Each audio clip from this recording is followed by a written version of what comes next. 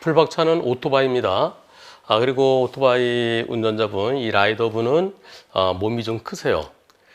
체중이 110kg 정도 나간답니다. 골목길에서 나가다가 어떤 사고가 있었을까요? 가보겠습니다. 자, 골목길 나가다가 속도는 빠르지 않네요. 자, 큰 길 거의 다 가서 어이구.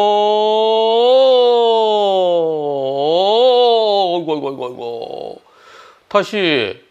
자, 다시.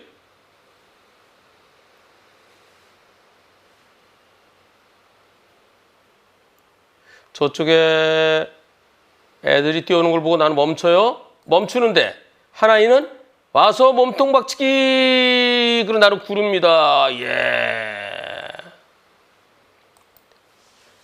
자, 하나이가 갑자기 저한테 달려서 몸통 박치기를 했습니다.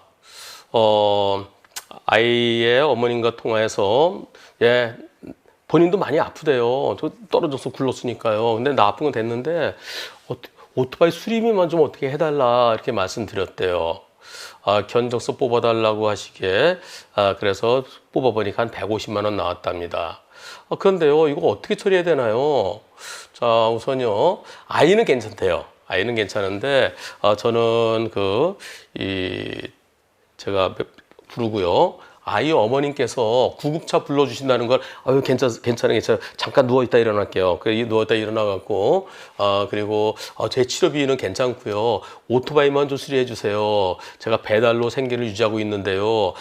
제가 이 오토바이, 아직까지 10,000km도 아직 안 탔고요.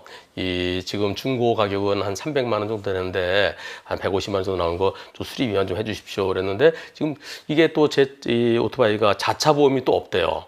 그러면 내 돈으로 이걸 갖다가 만약 안 해주면 내 돈으로 고쳐야 되는데 지금 어떻게 해야 될까요? 진단서를 제가 제출할 그러고 싶지는 않고요. 오토바이만 좀 고쳐줬으면 좋겠습니다. 이런 상황인데 우선 첫째, 과실비율은 어떻게 보십니까, 여러분들? 오토바이에 잘못이 있나요? 제가 그래서 이렇게 여쭤봤습니다. 혹시 경찰에서 오토바이가 차죠? 차대 보행자 사고라서 차를 가해자라고 그러나요? 경찰에서 저 어린이에 대해서 어린이 사고니까 사람 사고니까 오토바이 운전자에게 벌점과 범칙금 부과하겠다고 그러나요? 그랬더니 아니, 어린이 괜찮대요. 괜찮기 때문에. 그리고 또 경찰관도요. 저거는 오토바이가 저걸 어떻게 피해? 그렇습니다.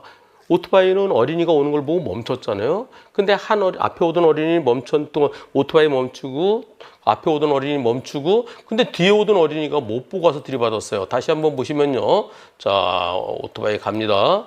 가고, 여기서 멈추고, 예.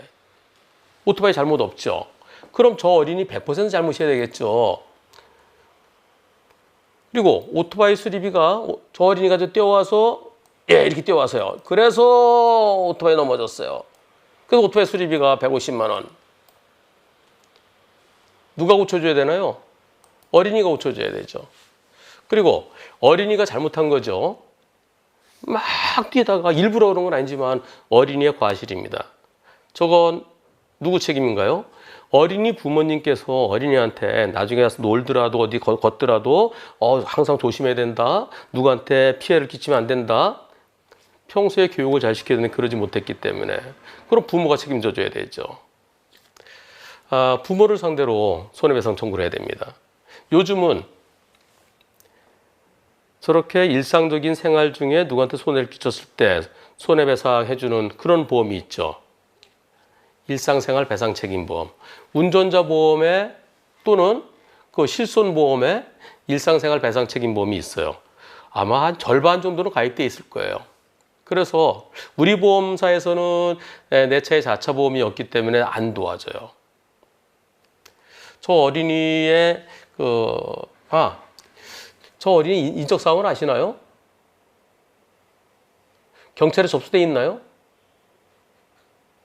우선 저 어린이 부모에게 제 오토바이 수리비 좀 부탁드리겠습니다 라고 해보시고요. 안 되면 경찰에 접수를 해서요. 저 어린이가 몇 학년인지 모르겠어요. 어린이가 지금 초등학생 같으면은 10살부터 14세 미만까지는 촉법소년이죠. 그러면 내가 정식적으로 좀 조사를 해주세요. 그러면 보자. 또 저거는 과실손괴죄는 처벌 대상이 아니네요. 그럼 또 경찰에서 조사를 또 안 해주겠네요. 그럼 저 인적사항은 어떻게 알죠? 인적사항을 알아야 될 텐데. 답답해지는데요. 방법은 전화번호를 아실 것 같은데요. 성명불상자.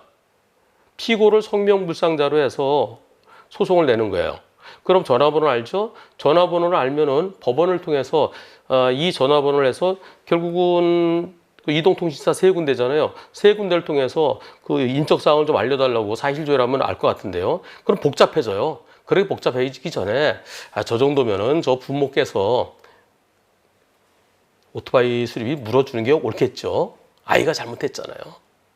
아니면 나 다친 것에 대해서 진단서 제출해서 아이를 과실치상으로 그러면 만 10세 이상이면은 촉법소년이에요. 촉법소년이면은 경찰에서 조사해서 이제 소년부 송치가 되는 거죠.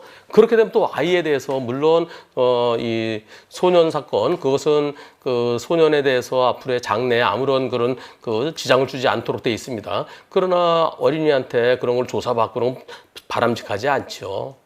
혹시 제가 설명드리는 것을 저 학생의 부모께서 보신다고 그러면 이건 100대 빵입니다. 오토바이에 잘못이 있다고 할 수 없어요.